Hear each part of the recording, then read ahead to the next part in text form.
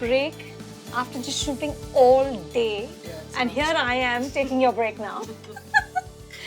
Tell me about where we are. This is the hair and makeup room because we have so many actors, and so hair and makeup sets up in one place. And is this your specific chair? Yeah. Because you have that thing on the wall that says, I meant to behave, but there were too many other options. This is actually my makeup artist Stephanie's, but I adhere to it completely. You endorse it. Yes, I absolutely endorse it. I want to talk a little bit about your acting process. You never went to any acting school. You've always said that you trained on sets, almost 50 films. What is the process? How do you become other people? See, my process is very different. It's not at all about me, like Priyanka. It's completely about the character that I will create. I have to know her like my best friend. I do so much prep work in terms of who she is that whenever I have to do a scene, I know exactly how that person would react. It doesn't have to be me at all. So you prep, and in your head, is there like a shift that now I'm this person? Is there a switch? You know how some actors I've seen when, otherwise they're very silent and sort of very quiet, but when the camera comes on. I'm not method like that. I depend heavily on my instincts. So when between action and cut, it's a very spiritual thing for me. It's very easy when you have lines and things to do and movements of hands. But when it's silences and when it's just reactions is when your true character comes out. I know when they say action, I'm 100% ready. You had once told me that working with a great director is like wearing couture. The fall, the fit, the fabric, everything is just perfect. It's so luxurious because it doesn't happen. Getting a director who has an acute understanding of human emotions, something or something that I may not even know. Because I think of everything when I'm coming into a scene, where I've come from, where I'm going, what my character would be feeling. But if a director surprises me also means like I get very, very excited. So who are the sort of couture directors who've really shaped you as an actor? Baradwaj, Sanjay Bansali for sure. Vishal's for sure. I mean, we work like poetry together. It's amazing to watch. What do you mean? He'll say something, then I'll add something to it, and then he'll say, हाँ इसने ये बोला तो वो करते हैं, and it just becomes. We never come in prepped. Sanjay sir, I'll do a scene, and he'll maro googly, and I'll think about it. अच्छा इसको ऐसे कैसे करूँ, and then I'll maro a chakka. So we make each other better somehow. We work really well together. It's like a jugalbandi. Yeah.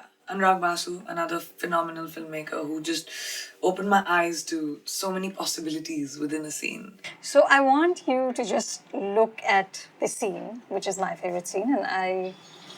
हमने कभी तुम दोनों की तुलना नहीं की। उसकी और हमारी तुलना तो हो ही नहीं सकती। हमने आपके साथ रासलीला जो नहीं रची। तुम्हें हमसे और मस्तानी से काफी शिकायतें होंगी। पराये लोगों से क्या शिकायत करें?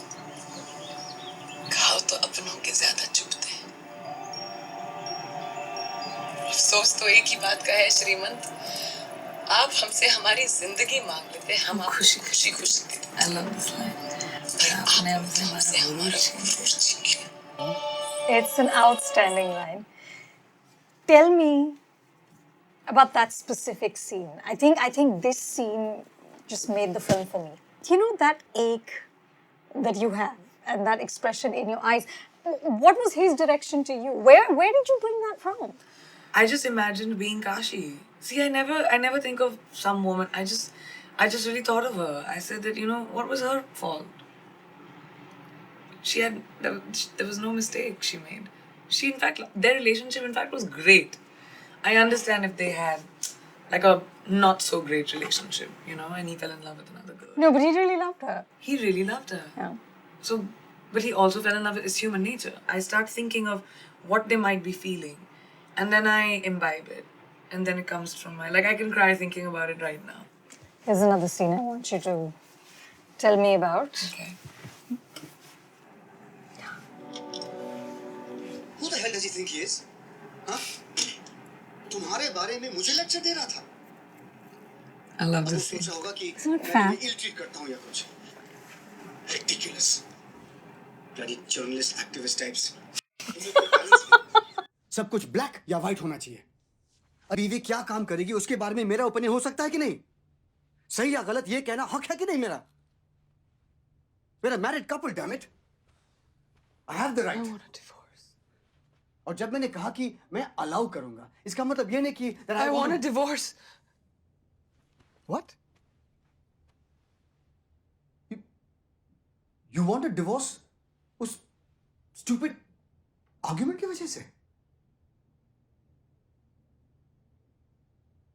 क्योंकि मैं तुमसे प्यार नहीं करती. Amazing. मैंने बहुत कोशिश की. मैं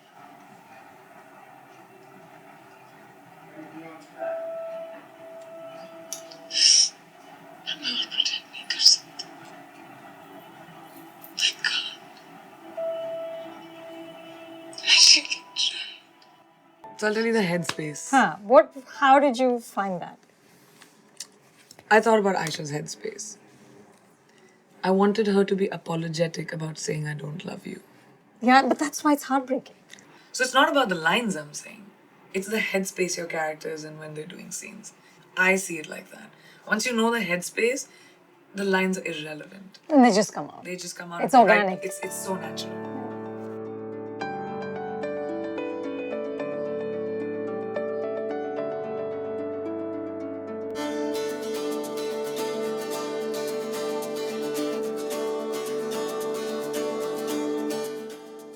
So it is now, Priyanka, 8 o'clock. You just finished shooting and now you're heading to a party. I'm heading to the launch of my, yes, the magazine, which is W Magazine, is having a party for the launch of its Royals issue. So I'm on their covers. So I'm heading there now, yes. Kill me. But you don't look like you're feeling a kill me moment. How do you do But that's this? never the debate unknown. That's why people don't think I'm ever tired. No, that's exactly right. So how do you do this? How do you will yourself into not being tired? Is only because all the stuff that I have to do is what I need to do. I don't have time for unnecessary with the two continents. So my word is my bond. It's my commitment, and I'm professional. That's my inherent nature is that you have to keep working if you've committed to something. So you're tired, but when you step out of the sky, it's going to be the $1 million smile. Yeah, no one will know. That's the thing. I think, my mom used to say this to me. As a woman, no one should see the chinks in your armor because it's only your own. We are strong because we have the ability as women to be able to hold on to a lot of emotion and a lot of things that are thrown at us.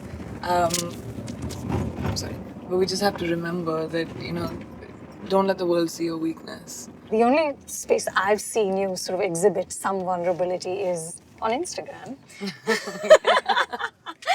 And I see these posts that you put up, and there's this lovely one about, don't fall in love with people like me. I'll take you to museums and parks and monuments, and I'll kiss you in every beautiful place so that you can never go back to them without tasting me like blood in your mouth. Amazing. I will destroy you in the most beautiful way possible, and when I leave you, we'll finally understand why storms are named after people. Yep. So this was sent to me by a director of mine. Her name is Jennifer Lynch. And she directed 2 episodes for us this season and 2 last season. She sent me this. And she said, this is what to me, this is you. Whenever anyone works with you, you're like the taste of blood.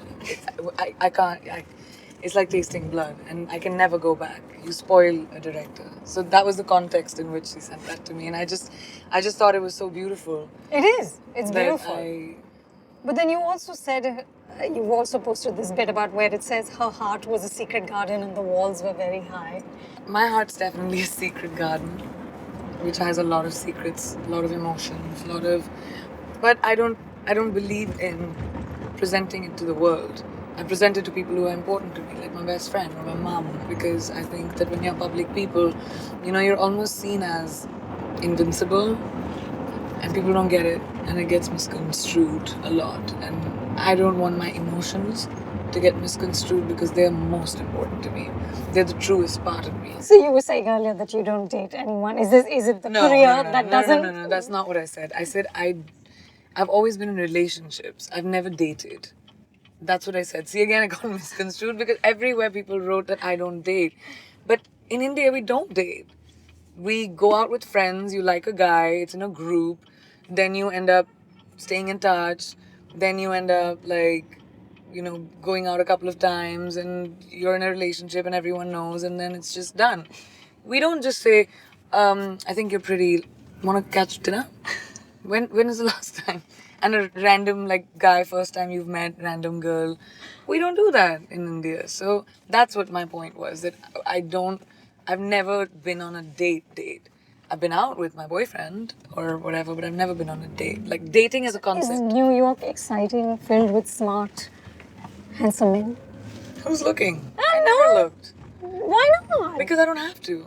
It comes to me. Yeah, that's right. Like the shopping. Like the shopping, the attention. I'm shy like that. I'm old school. I like chivalry when it comes to relationships. So it's a guy's decision. I'll drop a lot of hints. But he has to Just do it. smartly placed hints. I'll do and then if he doesn't get the hints, he should have never even thought about me. He's too dumb. It's too dumb. Not gonna happen.